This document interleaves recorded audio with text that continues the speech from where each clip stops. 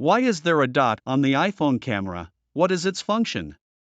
This hole is so small that many people do not pay attention to it. American technology company Apple's iPhones are introduced every year with the latest features that not only ease the problems of users, but these facilities are not found in any Android phone. Many iPhone users are not aware of the many hidden features of their phones, one of them being the dot equivalent of the flashlight next to the rear camera. This hole is so small that many people do not pay attention to it. But did you know that this tiny orifice has a very important purpose and function? Actually, this small hole in the iPhone is a microphone, which is used to record sound whenever you use the rear camera. That is, the iPhone has a microphone on the top and bottom as well as on the back side, so no matter how you hold the phone and record it, the sound in the phone will be better preserved.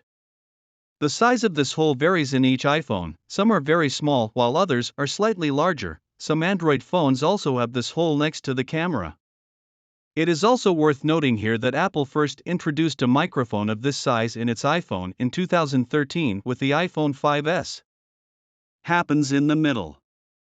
However, since the iPhone 11 series, it has been placed on the bottom right side of the triple camera module.